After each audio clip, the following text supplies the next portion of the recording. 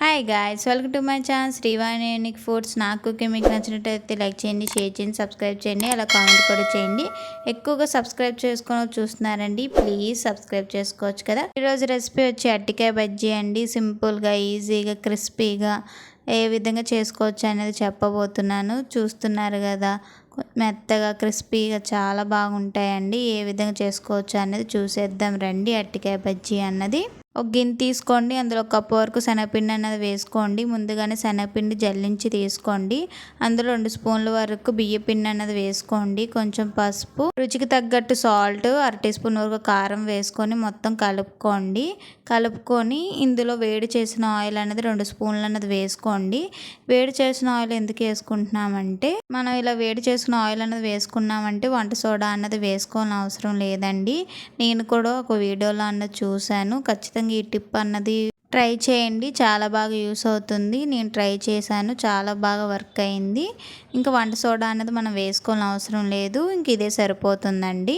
ఇంక ఇందులోనే కొంచెం కొంచెం వాటర్ వేసుకొని మనం బజ్జీ పిండిలాగా కలుపుకోవాలండి.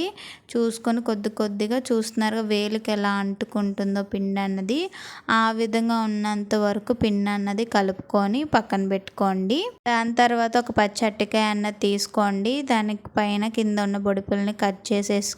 అరటికాయకి ఈ విధంగా కట్ చేసుకోండి. ఇంక ఈ విధంగా అరటికాయ మీద ఉన్నది కట్టర్తో ఈ విధంగా మొత్తం తీసేసుకోండి. అరటికాయ మీద ఉన్న తోలంతా మొత్తం తీసేసుకున్నాక దీన్ని చిన్న చిన్న పీసుల్లా కట్ చేసుకోవాలండి.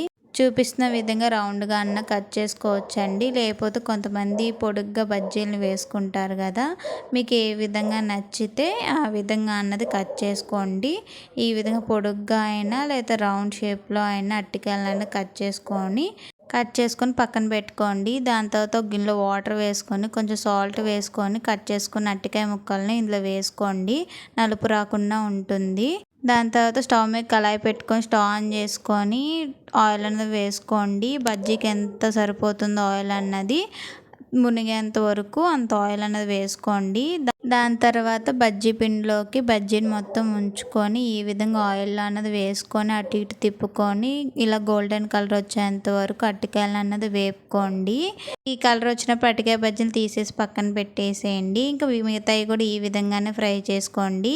ఇంకా మన అరటికాయ బజ్జీ అన్నది రెడీ అయిపోయింది. ఖచ్చితంగా ఈ విధంగా ట్రై చేయండి. అరటికాయ బజ్జీలు అన్నది క్రిస్పీగా మెత్తగా చాలా బాగా కుదురుతాయండి. Please subscribe. Thank you for watching. Bye guys.